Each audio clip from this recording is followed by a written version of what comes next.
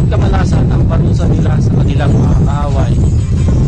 That is dire illness, bad luck, accidents, including cancer and stroke, spinal nerve disorders, and all sorts of disasters are the punishments of Luis Fernandez Beltrano, Angel, and Armand, the three mystic healing and psychic dwarfs from Osaka, Japan, and are truly Filipinos.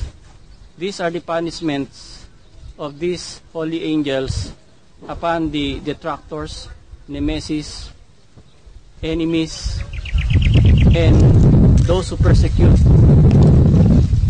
Judge Florentino Floro Jr., the Filipino court judge, who was canonized as a Filipino martyr, patron saint of psychotic justices, mentally disabled jurists, stalkers, and all sorts of crab mentality Filipinos.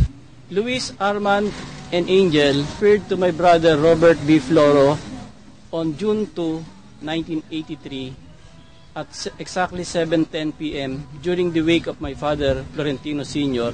at Calvario, May Kawayan, Bulacan. They were born at Osaka, Japan, but they transferred their kingdom and house here at Bulacan on that date. They became the perpetual guardians of my special brother Robert B. Floro. I had believed in them when they were fully tested by Father Jaime Bulatao S.J.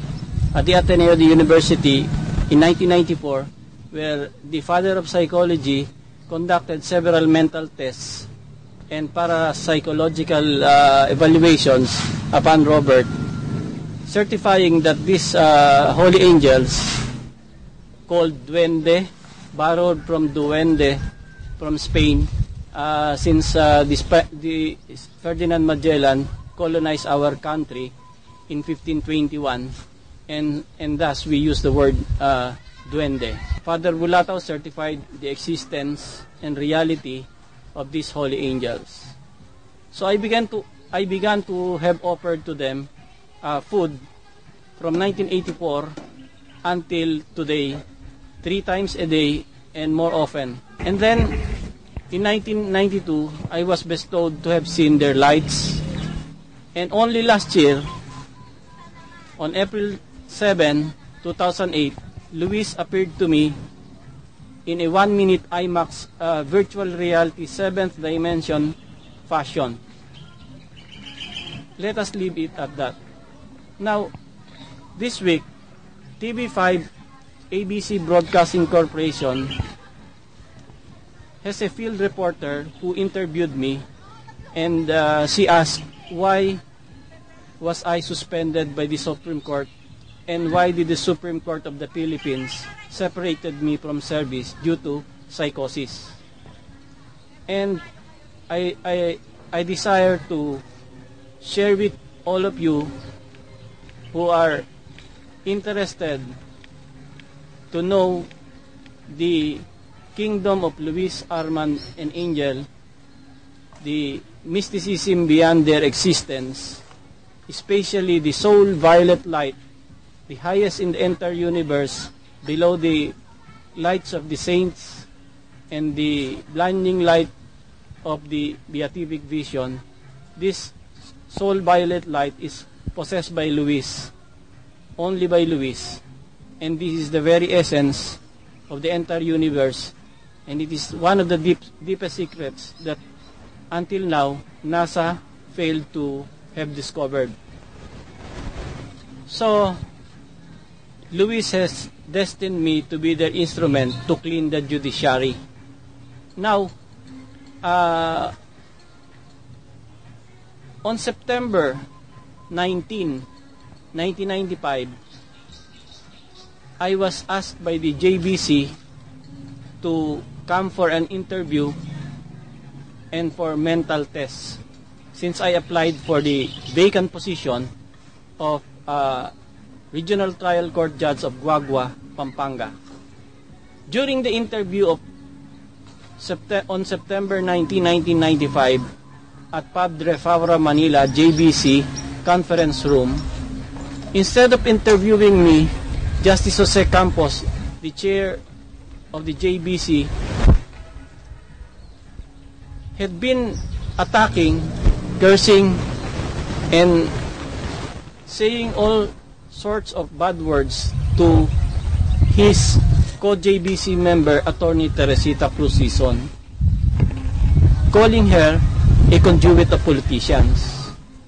Because I was bored, I told Justice Campos to understand that I came for an interview. And forthwith, I said, Justice, Attorney Sison will suffer a massive stroke. Another JBC member will have a cardiac attack, and a future JBC member will meet an accident in the Supreme Court stairs.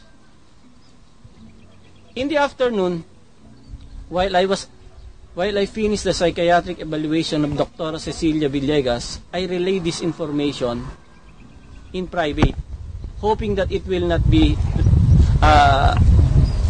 relayed to Attorney Sison. But she reported my communication regarding the stroke. And thus this September 1995 directed my entire destiny, and this is the reason why I was separated from judicial service and had been suspended for 68.9 months by the Philippine Supreme Court.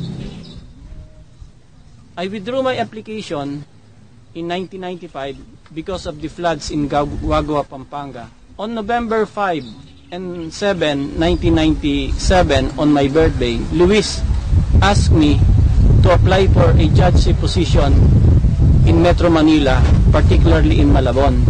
So on my birthday, I applied with the JBC, and on June 22, 1998, I was given psychological and psychiatric tests by Dr. Celeste Vista and Ms. Beatriz O. Cruz. They falsified my medical exams, and so I failed. Based on my appeal, the first time in Philippine history, I submitted Makati Medical Center Class A positive mental test, and in a precedent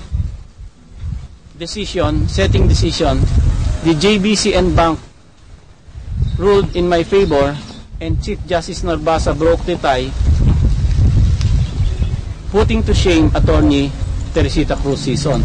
Thus, on my birthday, November 4 and 5, 1998, Luis bestowed me the gift of being appointed by the 13th unlucky President, ERAP, Joseph Ejercito Estrada, as the youngest judge of RTC, Malabon, and Metro Manila. And thus, I assumed my office first on December 9, 1998. On the afternoon of that fateful day, my first day in office, I reported and declared to my staff at Branch 73 RTC Malabon that the Supreme Court will separate me from service and then also suspend me because of the vendetta of Attorney Sison.